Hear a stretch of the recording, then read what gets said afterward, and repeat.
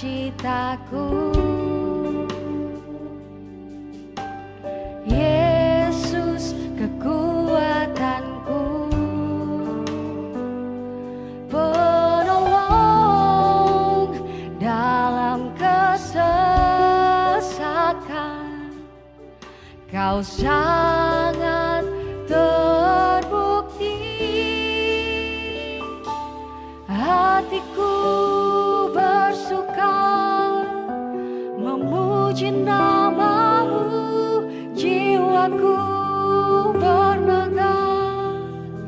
Ku angkat tanganku, apapun yang terjadi dalam keadaanku, sukacitaku hanya di dalam-Mu. Apapun masalah kami, sukacita kami di dalam Engkau. Yesus sukacitaku, Engkau kekuatanku. Yesus kekuatan, hanya Dia penolong, penolong dalam kesesakan. Kau sangat terbukti, hatiku, hatiku bersuka memuji namamu, jiwaku bermegah. Ku angkat tanganku, apapun yang terjadi dalam keadaanku, sukacitaku hanya hatiku bersuka memuji namamu, jiwaku. Dan kami mau angkat tangan kami bagimu Tuhan, penyembahan kami hanya bagimu. Kami sama-sama mau katakan, oh sukacita kami hanya ada di dalam Engkau.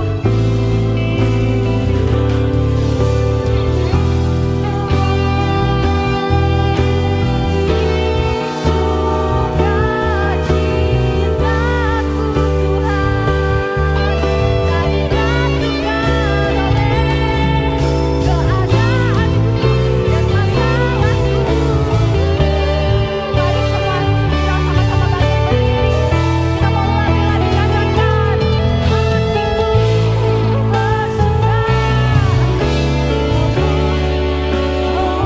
jiwaku bermegah. Ku angkat tanganku, apapun yang terjadi dalam keadaanku, sukacitaku hatiku bersuka memuji namamu, jiwaku bermegah. Ku angkat tanganku, apapun yang terjadi dalam keadaanku, sukacitaku hanya di dalam-Mu. Apapun yang terjadi dalam keadaanku, sukacitaku hanya di dalam-Mu. Mari sembah Dia. Sukacita kami hanya ada di dalam Engkau. Dunia tidak bisa merebut sukacita kami Tuhan. Haleluya, Yesus, Yesus. Panggil namanya, berikan pengagungan, berikan kemuliaan bagi namanya. Sebab Engkau yang layak, Engkau yang layak disembah, Engkau yang layak dimuliakan.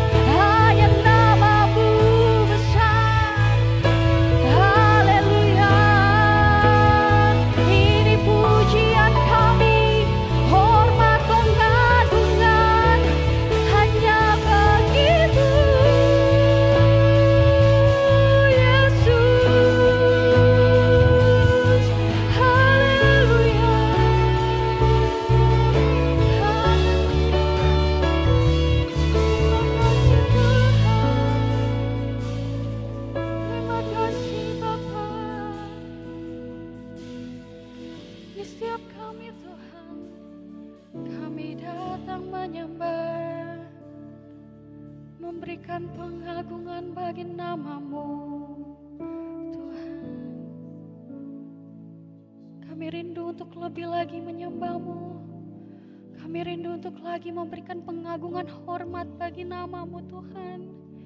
Sebab Engkau yang layak. Engkau yang layak, Tuhan.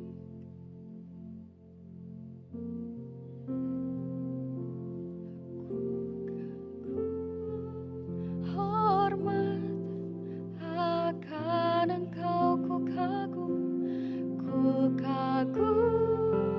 hormat akan Engkau, Kau Allah yang layak dipuji,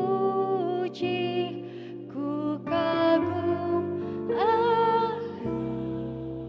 Engkau, ku kagum. Dengan lembut katakan, ku kagum hormat. Yes Lord, ini setiap pengagungan kami Tuhan. Biarlah Engkau yang bertahta atas setiap puji-pujian kami Tuhan. Kau Allah yang layak dipuji, ku kagum Engkau. Mari setiap kita angkat tangan kita, berikan pengagungan-Mu, berikan hormat-Mu bagi Tuhan. Akan ku kagum, sebab Engkau yang layak Tuhan. Kau Allah yang layak dipuji, ku kagum akan Engkau. Ku kagum hormat akan Engkau. Ku kagum hormat akan Engkau. Kau Allah yang layak dipuji, ku kagum akan Engkau. Kau Allah yang layak dipuji, ku kagum akan. Sekali lagi kita katakan, Kau Allah yang layak dipuji, ku kagum akan Engkau. Haleluya. Ini setiap pengagungan, ini setiap pujian kami, semua kami berikan untuk hormat kemuliaan bagi nama-Mu Yesus. Terpuji nama-Mu ya Bapa. Kami berdoa mengucap syukur yang siap untuk memuji Tuhan. Mari bersama kita katakan amin. Haleluya. Kita tahu bahwa Tuhan yang kita sembah adalah Tuhan yang baik. Amin. Amin. Mari berikan salam kiri kananmu, katakan Tuhan baik.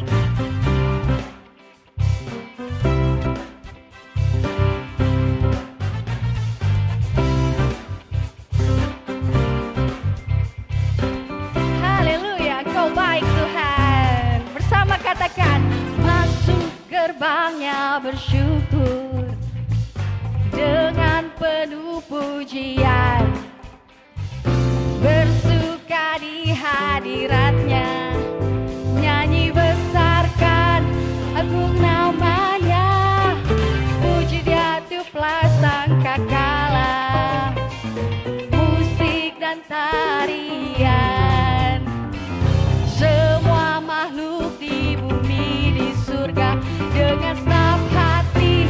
Mari semua nyatakan, sebab Tuhan baik,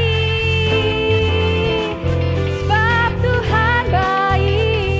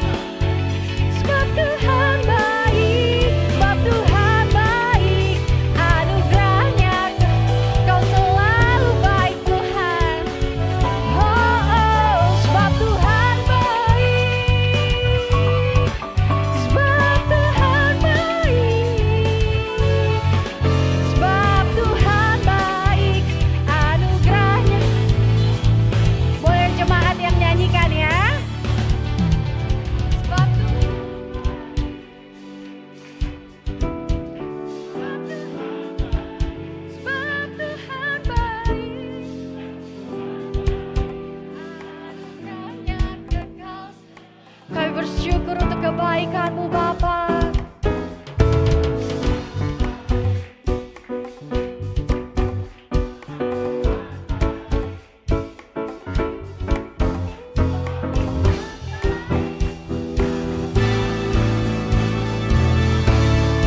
Lebih lagi katakan, sebab Tuhan baik, sebab Tuhan baik, sebab Tuhan baik, anugerahnya kekal selamanya. Sebab Tuhan baik, sebab Tuhan baik, sebab Tuhan baik, anugerahnya kekal selama. Sebab Tuhan baik, sebab Tuhan baik, anugerahnya kekal sekali lagi katakan, sebab Tuhan baik. Bersama dengan saya katakan, anugerahnya kekal selamanya. Haleluya. Masih semangat puji menyembah Tuhan. Amin. Mari kita bergoyang bersama karena Dia Yesus sahabat kita. Ya katakan. Mari bertepuk tangan bersama. Terima kasih Yesus. Yang tahu lagi nih, mari nyanyi bersama katakan. Kau satu penuh kasih, dua penuh hikmat, tiga penuh kuasa. Kau mulia, kau ada waktu suka, ada waktu duka. Kau setia dan selalu bersamaku. Kau membuatku tersenyum, membuatku tertawa, membuatku bahagia. Mari katakan, Yesus kaulah sahabat, selalu hadir setiap saat. Hatiku bergembira bersamamu Yesusku. Goyang kanan kiri ke depan, mari semua bergoyang, menari bergembira, sukacitaku dalam Kristus. Mari katakan sekali lagi. Kau satu penuh kasih, dua penuh hikmat, tiga penuh kuasa. Kau mulia, kau ada waktu suka, ada waktu duka. Kau setia dan selalu bersamaku. Kau membuatku tersenyum, membuatku tertawa, membuatku bahagia. Mari nyatakan, say, Yesus kaulah sahabat, selalu hadir setiap saat. Hatiku bergembira bersamamu Yesusku. Goyang kanan kiri ke depan, mari semua bergoyang, menari bergembira, sukacitaku dalam Kristus. Yang percaya Yesus sahabat kita, sorakan haleluya. Terima kasih Tuhan, Kau sungguh baik, amat sangat baik, dulu sekarang dan selama-lamanya. Tak pernah berubah kasih-Mu Tuhan. Haleluya. Mari tepuk tangan di atas kepala kita, mari sama-sama nyatakan, Yesus kaulah sahabat. Amin. Hatiku bergembira bersamamu Yesusku. Goyang kanan kiri ke depan, mari semua bergoyang, menari bergembira, sukacita. Come on, nyatakan, Yesus kaulah sahabat, selalu hadir setiap saat.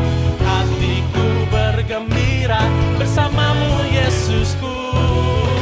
Kanan kiri ke depan, mari semua bergoyang, menari bergembira, sukacitaku dalam Kristus. Mari nyatakan bersama, sukacitaku dalam Kristus.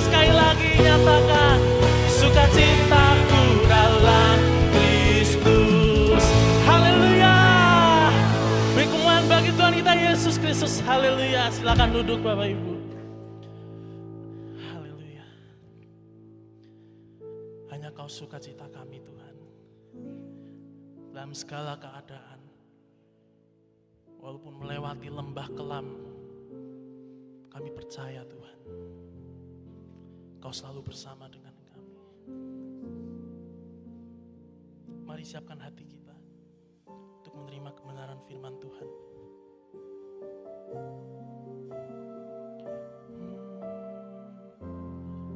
Terima kasih Yesus.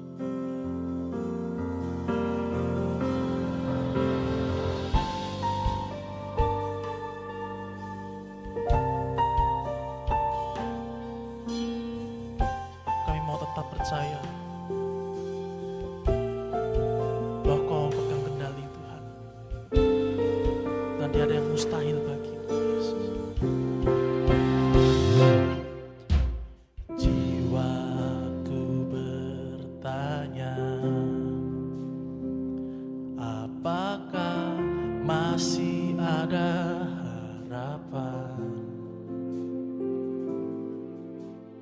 melewati tangisan? Ya Tuhan, rasa sesak di dada, imanku berkata,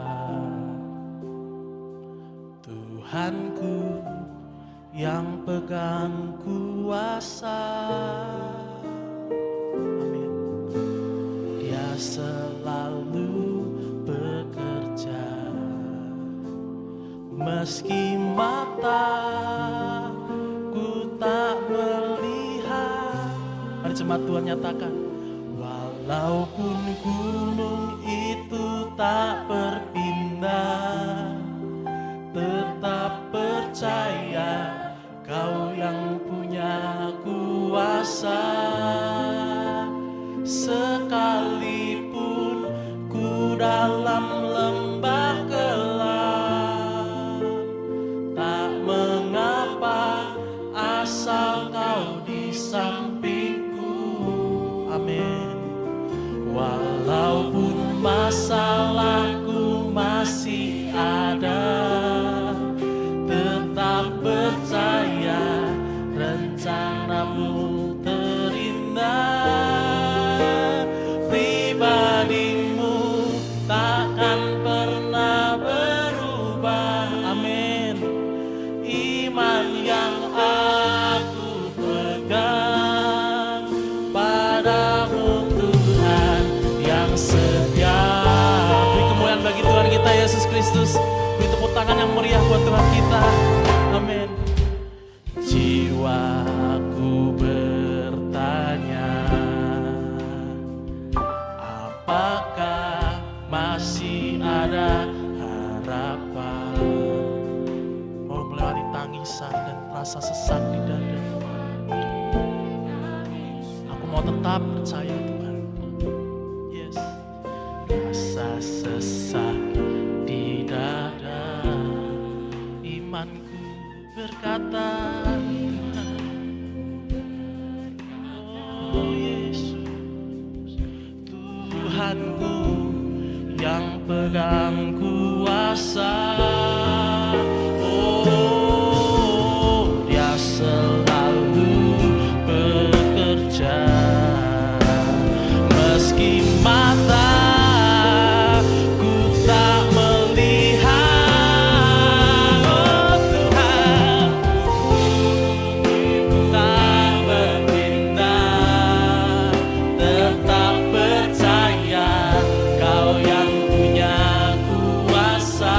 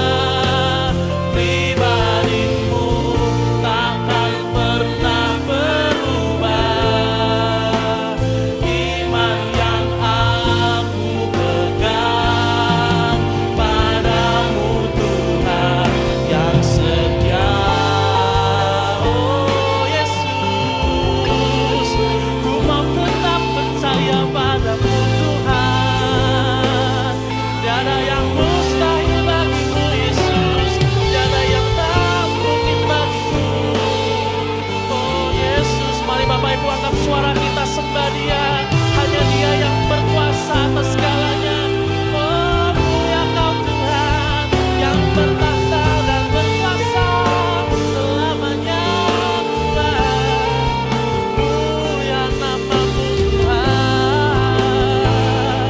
Terima kasih Yesus, segala puji, segala syukur bagi-Mu Tuhan. Mari semua Tuhan nyatakan, walaupun gunung itu, ya Tuhan, kami mau percaya Tuhan. Amin.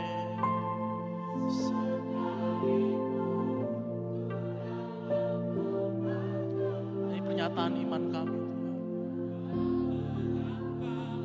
Asal, yes, amin. Walaupun masalahku masih ada Tuhan Yesus. Mari Bapak Ibu kita bangkit berdiri bersama. Nyatakan dengan iman. Dia tidak pernah berubah dulu, sekarang sampai selama-lamanya. Iman yang aku pegang padamu Tuhan yang setia. Mari angkat tangan kita bersama nyatakan. Walaupun gunung itu tak berpindah, tetap percaya Kau yang punya kuasa. Sekalipun ku dalam lembah gelap, tak mengapa, asal Kau di sampingku Tuhan.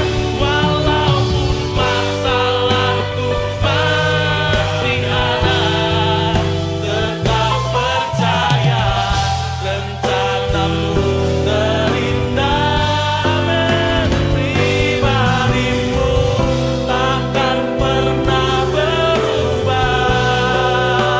Iman yang aku pegang padamu Tuhan yang setia. Sekali lagi mari jemaat Tuhan nyatakan bersama bahwa Dia Tuhan yang tak pernah berubah. Walaupun gunung itu tak berpindah, tetap percaya Kau yang punya kuasa. Sekalipun ku dalam lembah gelap, tak mengapa, asal Kau di sampingku. Amin. Walaupun masalahku masih ada, tetap percaya rencana-Mu terindah. Pribadi-Mu takkan pernah berubah. Iman yang aku pegang padamu Tuhan yang setia. Pribadi-Mu takkan pernah berubah. Iman yang aku pegang padamu Tuhan yang setia. Pribadi yang aku pegang padamu Tuhan yang setia. Bagi Yesus, haleluya. Terima kasih Yesus. Terima kasih Yesus. Ya.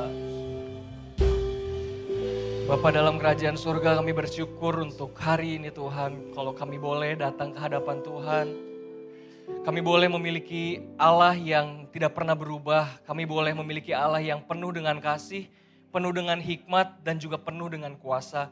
Sehingga dalam kehidupan kami Tuhan, kami boleh belajar untuk menaruh hidup kami sepenuhnya ke dalam tangan Tuhan.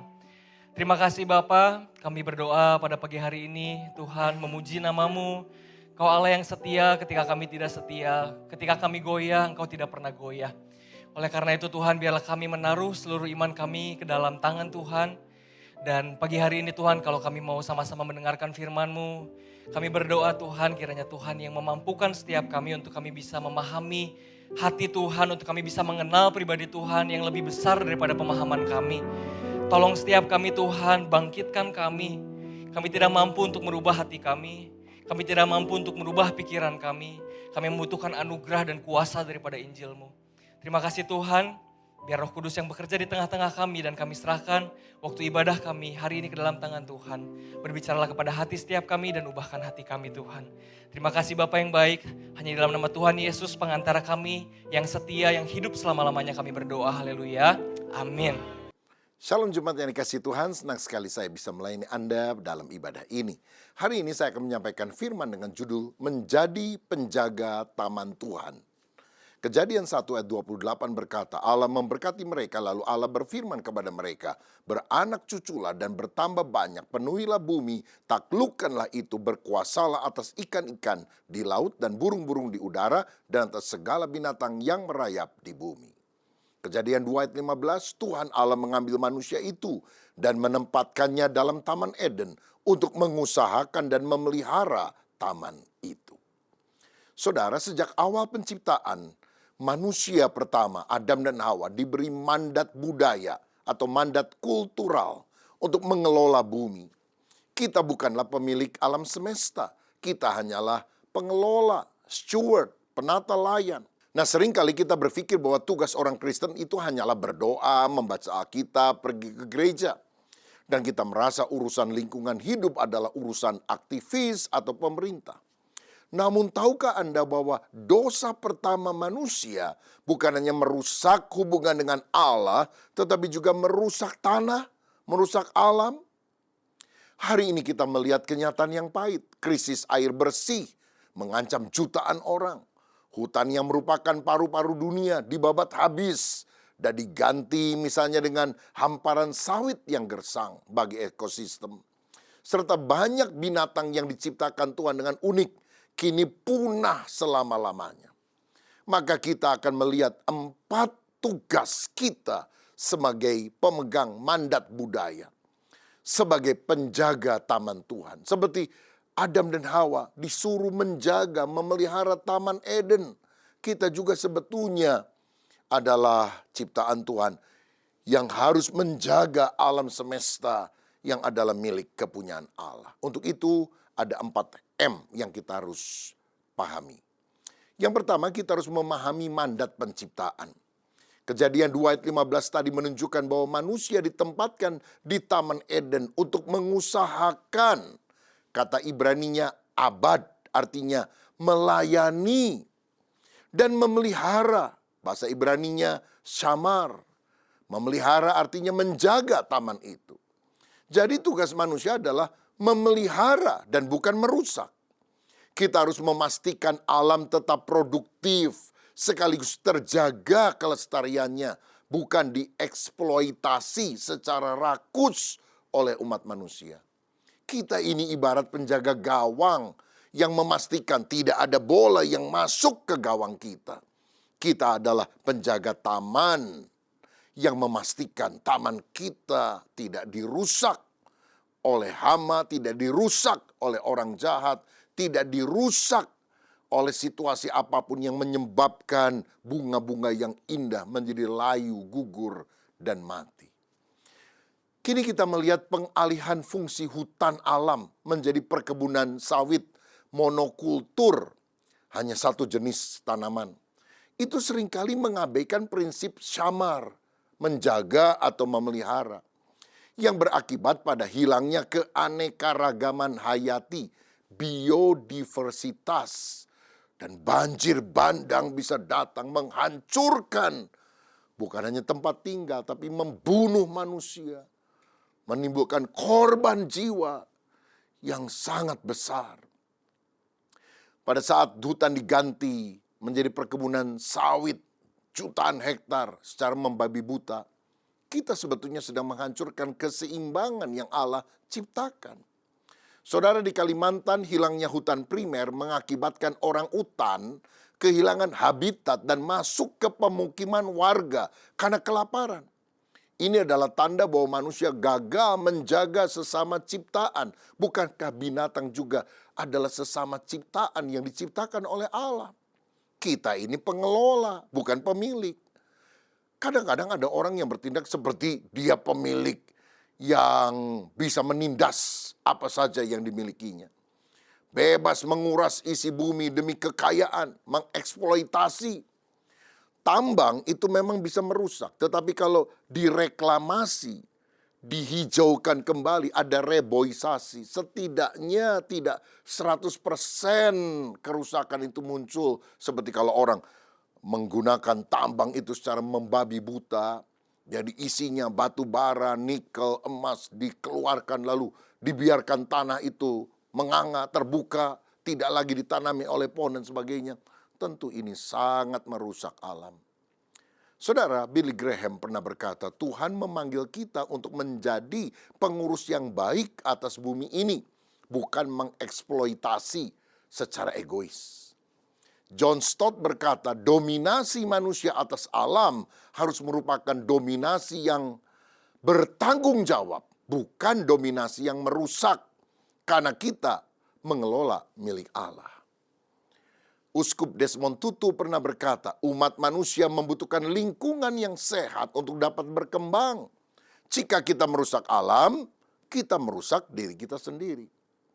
Billy Sunday pernah berkata, mengatakan bahwa kita mencintai sang pelukis, namun menginjak-injak lukisannya adalah sebuah kebohongan. Maka inilah mandat budaya yang harus kita laksanakan. Merawat alam yang adalah ciptaan Allah. Karya Allah yang begitu indah, yang tidak boleh dirusak. Yang kedua, kita harus mengakui kedaulatan Kristus atas alam. Kalau kita baca dalam Kolose 1 ayat 16, dikatakan bahwa segala sesuatu diciptakan oleh Dia dan untuk Dia. Nah, jika alam ini diciptakan untuk Yesus, beranikah kita merusaknya? Dalam Yohanes 3 ayat 16 ayat yang sangat terkenal dikatakan, karena begitu besar kasih Allah akan dunia ini, sehingga ia telah mengaruniakan anaknya yang tunggal, supaya setiap orang yang percaya kepadanya tidak binasa, melainkan beroleh hidup yang kekal. Tahukah saudara, kata dunia berasal dari kata Yunani kosmos, dan itu bukan hanya bicara soal manusia, tetapi alam ciptaan. Artinya Tuhan ingin menyelamatkan bukan hanya manusia supaya memiliki hidup yang kekal, tetapi alam ciptaan ini juga Allah ingin selamatkan dari pembabatan hutan misalnya yang membabi buta, sehingga dunia ini menjadi tempat yang indah seperti yang Allah ciptakan pada waktu mula-mula. Yesus datang bukan hanya untuk menyelamatkan jiwa manusia, tetapi memulihkan seluruh ciptaan yang mengerang kesakitan, terutama karena ulah manusia itu sendiri. Yesus sendiri seringkali menggunakan alam sebagai sarana pengajaran. Dia bilang, lihat burung di udara, lihat bunga bakung di padang. Dia menggambarkan kerajaan Allah seperti biji sesawi. Ini menunjukkan betapa Yesus sangat menghargai ciptaan Bapanya. Nah, pada masa kini ada teologi yang salah dan berbahaya, yaitu menganggap bumi ini kan akan hancur, jadi tidak perlu dirawat. Dan ini bisa mengakibatkan orang percaya abai terhadap krisis air bersih, polusi, pemanasan global, dan kerusakan alam lainnya. Tapi bersyukur ada gerakan yang justru mencintai alam. Misalnya, di beberapa negara barat ada gerakan Green Seminary. Apa itu Green Seminary atau seminari hijau?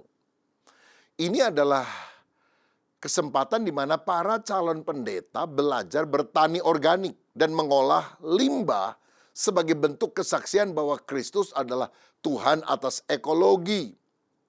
Jadi keselamatan yang Yesus bawa bukan hanya untuk jiwa kita yang akan masuk surga, tapi untuk memulihkan seluruh ciptaan yang ada. Nah, jika kita mengaku kita adalah pengikut Yesus, kita harus peduli pada apa yang Yesus pedulikan, bukan? Saya ingat seorang misionaris di Afrika menyadari bahwa penginjilan tidak akan efektif jika penduduk mati karena kelaparan akibat tanah yang rusak. Maka dia mulai mengajar jemaatnya cara bertani yang memuliakan Tuhan tanpa pestisida, kimia yang berlebihan. Hasilnya tanah pulih, air kembali mengalir, dan masyarakat melihat kasih Kristus melalui pemulihan alam. Dan lebih banyak orang yang percaya dan menjadi Kristen. Yang ketiga, kita harus mewaspadai dampak kerusakan ekologi. Saudara, dosa ketamakan manusia berujung pada penderitaan seluruh ciptaan. Roma 8 ayat 22. Wahyu 11 ayat 18 mengingatkan bahwa Tuhan akan menghakimi mereka yang membinasakan bumi. Saudara, orang yang merusak alam demi kerakusan, demi keuntungan finansial, tapi mengabaikan hal-hal yang lain, akan dihakimi oleh Tuhan. Alkitab memperingatkan dengan keras mereka yang merusak bumi demi ketamakan akan dihancurkan oleh Tuhan. Kepunahan binatang bukan sekedar kehilangan spesies, tapi hilangnya satu instrumen dalam paduan suara ciptaan yang memuji Sang Pencipta. Kepunahan adalah sesuatu yang bersifat kekal. Kita tidak bisa membangkitkan spesies yang sudah musnah. Maka kita harus menjaganya daripada kepunahan atau kematian. Pencemaran air sungai misalnya oleh limbah industri atau rumah tangga juga adalah bentuk ketidakadilan sosial karena masyarakat miskinlah yang paling terdampak pada saat air bersih hilang. Saat air bersih hilang, anak-anak kecil menderita penyakit bahkan bisa berakibat kematian. Di beberapa wilayah di Indonesia, karena sungai tercemar oleh limbah industri, penduduk tidak lagi punya akses ke air bersih secara gratis. Mereka harus membeli air galon yang mahal. Ketamakan segelintir orang yang membuang limbah sembarangan telah merampas hak hidup orang miskin. Maka menjaga alam adalah bentuk membela keadilan. Ada seorang warga di sebuah desa di Nusa Tenggara Timur. Dia oleh masyarakat sekitar sini disebut sebagai penjaga air. Karena dia adalah orang yang berjuang menanam pohon di sekitar mata air selama puluhan tahun. Dan menjaganya meskipun oleh orang lain dianggap gila. Tapi hasilnya desa itu terhindar dari kekeringan panjang saat wilayah lain mengalami krisis air. Saudara, betapa tindakannya adalah tindakan untuk merawat alam. Menjaga taman yang Tuhan percayakan. Saya mau bahas lebih jauh tentang penebangan hutan. Karena ini adalah hal yang sangat masif dan marak di Indonesia. Deforestasi. Itu mengakibatkan tanaman yang tumbuh di naungan pohon besar akan mati kena sinar matahari secara langsung. Jadi kan pohon itu kan bukan hanya yang besar-besar, tapi ada pohon yang sedang, pohon yang kecil, bahkan lumut di bawah. Itu mati semua, saudara, kalau semua pembabatan dilakukan secara semena-mena. Dan jika itu terjadi, hewan pun yang biasa memakan tumbuhan seperti serangga, rusa, tapir akan mati. Pohon adalah fondasi ekosistem hutan yang mengubah energi matahari menjadi energi makanan. Begitu ditebang, rantai makanan khususnya untuk hewan akan hilang. Hewannya mati. Hutan jika ditebang, maka akan menghambat jalur pergerakan hewan. Jalur pergerakannya akan putus. Mereka akan terisolasi, sulit mencari pasangan untuk kawin, populasinya turun, lalu akan punah. Misalnya orang utan, burung rangkong atau enggrang, tupai, harimau, gajah, badak. Ada yang dari Kalimantan seperti orang utan, ada yang berasal dari Sumatera seperti gajah, harimau, badak. Papua, kita punya burung cendrawasih yang luar biasa. Tapi kalau hutannya dibabat, burung cendrawasih yang begitu indah akan punah. Bagaimana kalau hutan diganti dengan kelapa sawit? Kan kelapa sawit juga ada daun-daun hijaunya. Ini tetap akan merusak ekosistem hewan dan juga tumbuhan. Karena biodiversitas, maksudnya keanekaragaman hayati dalam hutan, kan ada pohon, ada perdu, ada lumut, dan sebagainya. Berubah menjadi monokultur atau satu jenis tanaman saja. Sawit walaupun hijau beda dengan hutan hujan tropis. banyak hewan hutan tidak bisa makan buah sawit atau hidup di pohon sawit. Sekali lagi, banyak hewan hutan tidak bisa makan buah sawit atau hidup di pohon sawit. Ribuan jenis serangga, burung, mamalia kecil yang bergantung pada pohon hutan akan musnah. Hutan hujan strukturnya berlapis, menjadi rumah berbagai spesies yang berbeda di setiap ketinggiannya. Karena binatang yang ada dari bawah sampai sedang sampai paling atas itu kan berbeda-beda. Sedangkan sawit tingginya seragam dan tidak ada kanopi yang rapat seperti di hutan alam. Sehingga perkebunan sawit membuat suhu makin panas, kelembabannya rendah. Akibatnya katak reptil tidak dapat bertahan hidup. Begitu juga hewan besar, gajah, harimau sulit melintasi perkebunan sawit tanpa konflik dengan manusia. Dan saudara tahu, makhluk yang paling kejam itu manusia. Itulah yang akan membabat seluruh ciptaan yang lain. Padahal Amsal 12 ayat 10 berkata, orang benar memperhatikan hidup hewan piaraannya, tetapi belas kasihan orang fasik itu kejam.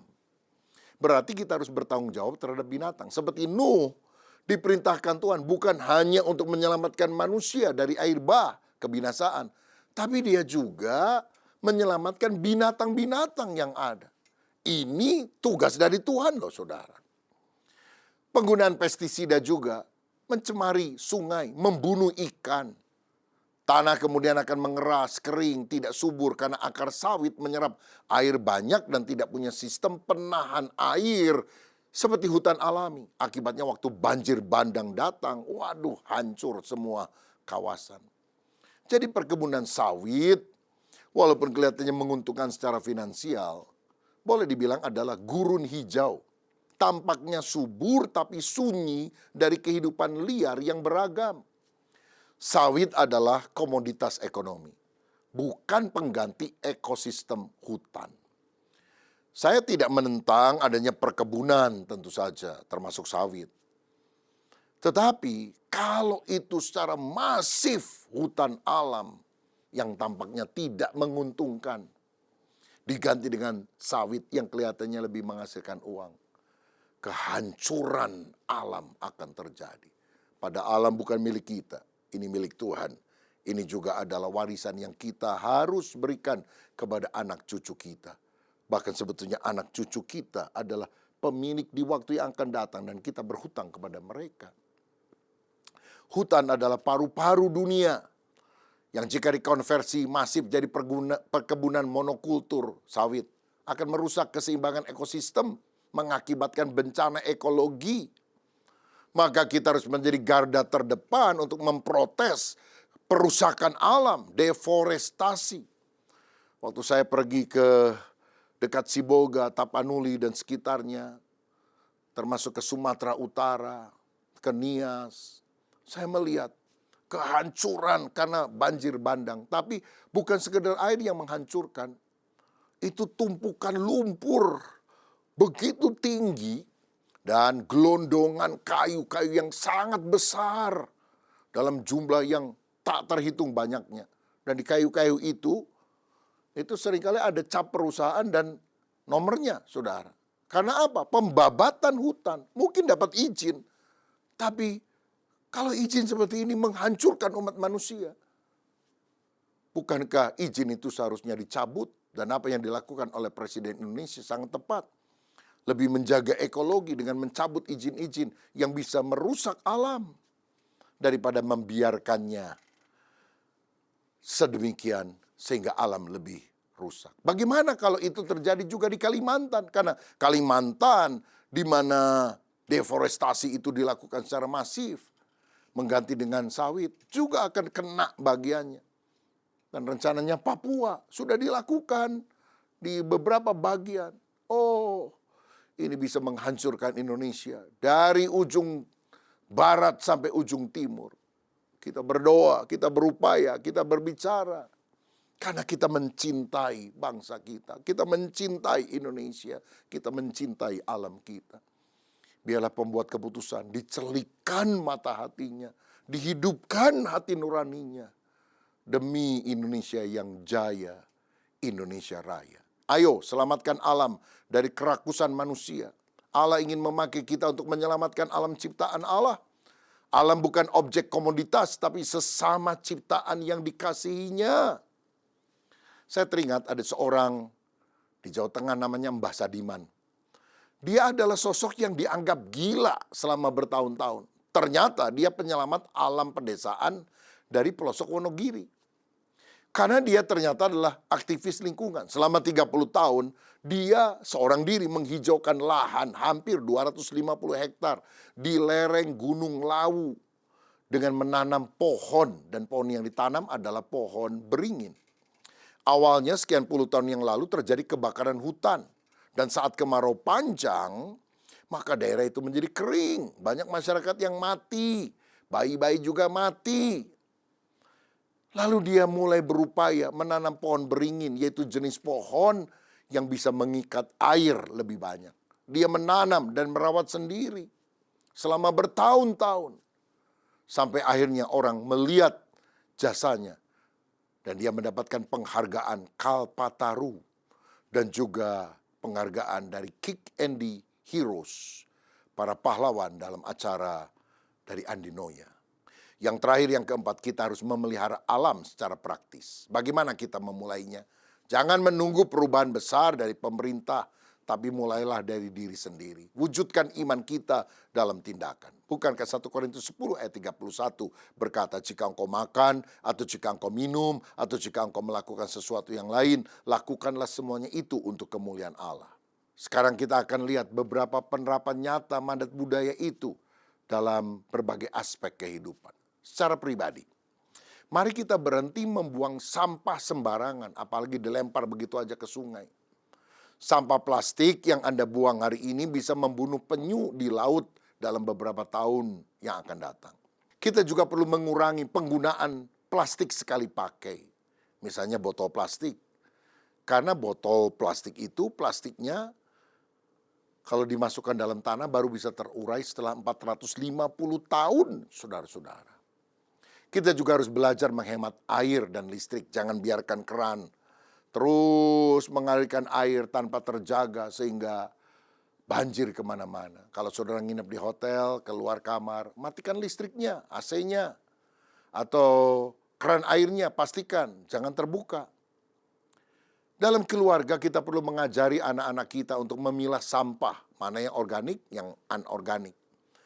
Kemudian mengajar mereka juga untuk menanam pohon di pekarangan rumah. Go green, sesuatu yang sangat baik. Di pekerjaan, kalau saudara ada di kantor, buatlah kebijakan efisiensi kertas, efisiensi listrik. Jadi, kita tidak terlalu banyak ngeprint kertas-kertas lalu kemudian dibuang. Tapi gunakan mode digital yang lebih ramah lingkungan mestinya. Kalau saudara keluar dari ruangan kantormu, matikan listriknya. Ini adalah kecintaan kepada lingkungan. Pastikan bisnis Anda juga tidak mencemari lingkungan. Jangan hanya mengejar untung dengan merusak alam semesta. Saya teringat ada seorang Kristen yang bekerja di pabrik pengolahan limbah. Satu kali dia berani melaporkan kebocoran pipa yang ternyata mencemari sawah dari warga di sekitarnya. Walaupun ia beresiko ditegur oleh atasan karena perbaikannya membutuhkan biaya yang mahal. Tapi dia melakukan itu sebagai bentuk ibadah dan integritas Kristen dalam menjaga alam. Ini adalah sesuatu yang harus kita kerjakan.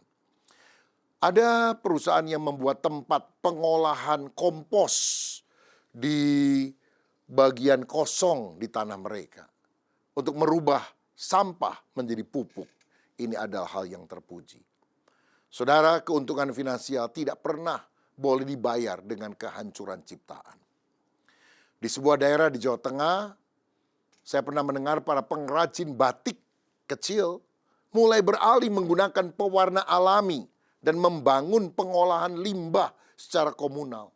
Hasilnya, sungai desa mereka yang dulu berwarna hitam, berbau, ikan-ikan mati, tidak ada kehidupan, kini mulai bersih. Ikan-ikan kembali muncul dan kesehatan warga mulai meningkat. Inilah contoh nyata mandat budaya yang dijalankan oleh masyarakat. Bahkan pengusaha kecil yang berkecimpung di dalam pekerjaannya. Bagaimana dalam pelayanan? Gereja juga harus memulai ekoministri. Misalnya dengan mengurangi penggunaan gelas plastik saat ibadah, ganti dengan gelas kaca. Mengadakan aksi bersih sungai bersama dengan jemaat. Kita juga perlu melakukan gerakan menanam pohon sebagai bagian dari program diakonia atau sebagai perayaan hari raya gerejawi seperti waktu Paskah atau Natal, bukan hanya memberikan makanan, nasi bungkus, sembako kepada masyarakat, tapi kita juga bisa mengerahkan jemaat untuk membeli satu bibit pohon, dan kemudian mulai menanam di daerah tertentu. Bisa kerja dengan pemerintah daerah. Dan tentu mereka akan senang sekali kalau kita sebagai orang Kristen juga peduli kepada lingkungan dan melakukan penghijauan. Saudara, pada akhirnya, memelihara alam bukanlah sekedar isu politik atau tren dunia, melainkan perintah Tuhan. Sebagai umat yang telah ditebus, mari kita tunjukkan kasih kita kepada Sang Pencipta dengan cara mengasihi dan merawat ciptaannya. Mandat budaya atau kultural adalah panggilan suci. Kita adalah imam-imam di altar alam semesta. Setiap kali kita merawat pohon, menghemat air, dan melindungi hewan, kita sedang memuliakan Sang Pencipta. Mari kita berhenti menjadi perusak alam dan mulai menjadi penjaga taman Allah yang Tuhan percayakan untuk kita kelola demi kemuliaan namanya. Saya berdoa firman hari ini mencelikan mata hati kita dan membuat kita lebih peduli kepada alam. Karena selain mandat spiritual, jadikan semua bangsa muridku, memberitakan Injil agar orang memiliki hidup yang kekal, kita juga diberi mandat budaya kultural oleh Tuhan untuk memelihara alam lingkungan. Siapa yang mau berkata, saya memahami firman, saya mau melakukan dari perkara yang paling kecil, sederhana, saya mau melakukannya untuk Tuhan. Dan saya mau berteriak untuk orang-orang menghentikan eksploitasi alam, pengrusakan alam. Karena semua harus dijaga, dirawat dengan baik. Mari kita berdoa. Bapa, terima kasih untuk kebenaran firman-Mu yang kami sudah pelajari hari ini. Kami tahu topik tentang ekologi, sesuatu yang tidak sering dibahas. Tapi biarlah mata hati kami dicelikan. Karena alam semesta ini milik Tuhan. Dan biarlah kami sungguh-sungguh menghargai milik Tuhan. Jika kami menghargai Engkau sebagai pencipta alam, kami harus menghargai alam yang merupakan ciptaan-Mu dengan tidak menghancurkannya. Kalau Engkau pelukis yang hebat di alam semesta ini, biar kami tidak menginjak-injak, merobek dan merusak lukisan yang adalah karya-Mu. Tapi kami merawat dan menjaganya. Berkat-Mu atas kami dalam nama Tuhan Yesus Kristus. Amin. Tuhan Yesus memberkati. Bapak Ibu, saya ajak kita semua bangkit berdiri, kita akan mengakhiri ibadah kita pada siang hari ini. Mari kita tundukkan kepala kita rendahkan hati kita berdoa. Bapak, kami bersyukur buat kasih setiamu dalam hidup kami. Terima kasih buat pengorbananmu buat hidup kami Tuhan. Terima kasih Tuhan buat ibadah yang hari ini sudah Tuhan jadikan. Dan biarlah Tuhan hidup kami terus semakin melekat dengan Tuhan, bersekutu dengan Tuhan. Terlebih daripada itu Tuhan, kami memegang terus firman-Mu menjadi dasar atas hidup kami Tuhan. Bawa kami terus Tuhan, sertai kami terus Tuhan untuk menjadi pelaku-pelaku kebenaran firman-Mu. Sebab Engkau adalah Allah yang besar, Allah yang kudus. Dan Engkau yang menguduskan setiap kami di atas kayu salib-Mu Tuhan. Terima kasih, berkati buat hamba-Mu Tuhan, Sam Yogi yang sudah menyampaikan kebenaran isi hati-Mu buat setiap kami. Berkati pelayanannya Tuhan, kerjaannya Tuhan, keluarganya, pasangan hidupnya Tuhan. Berkati pengurapan daripada Tuhan terus berlimpah buat hamba-Mu Tuhan. Dan biarlah Tuhan lewat kehidupan hamba-Mu ini Tuhan semakin banyak jiwa bisa kenal Kristus. Mengalami Tuhan lewat kehidupan anak-Mu ini Tuhan. Terima kasih Bapa. Kami juga berdoa buat setiap jemaat-Mu di tempat ini yang sedang mengalami pergumulan Tuhan. Kami andalkan Tuhan, kami serahkan semuanya dalam tangan Tuhan. Tuhan bawa penghiburan, Tuhan bawa kekuatan, Tuhan bawa pertolongan yang tepat pada waktunya sesuai dengan rencana-Mu dan kehendak-Mu. Bawa setiap kami lewat setiap pergumulan kami ini Tuhan, kami bisa lihat betapa besar kuasa-Mu dalam hidup kami, betapa besar pribadi-Mu dalam hidup kami Tuhan. Terima kasih Tuhan, kami juga berdoa Tuhan buat tim gembala kami Tuhan, dari Pak Julius, Pak Rupin, Pak Swito, Pak Christopher, Tuhan berkati dimanapun mereka berada, sertai pelayanan mereka, kesehatan Tuhan limpahkan, keluarganya juga Tuhan sertai Tuhan, biarlah Tuhan pengurapan daripada Tuhan berlipat kali ganda mengalir buat para tim gembala kami ini Tuhan. Kami percaya Tuhan, kasih karunia Tuhan juga terus menyertai setiap kehidupan mereka Tuhan. Terima kasih. Kami sebentar lagi juga akan pulang ke rumah kami masing-masing. Kami minta berkat daripada Tuhan dan saya minta kepada Bapak Pendeta Suito untuk memimpin kita dalam doa berkat. Mari saudara sekalian, siapkan hatimu, angkat tanganmu. Dan kiranya damai sejahtera dari Allah Bapa, kasih sayang dari Tuhan kita Yesus Kristus, penyertaan, penghiburan, persekutuan dengan Roh Kudus selalu menyertai kita semua, mulai siang hari ini kekal sampai selama-lamanya. Mari kita semua katakan, amin.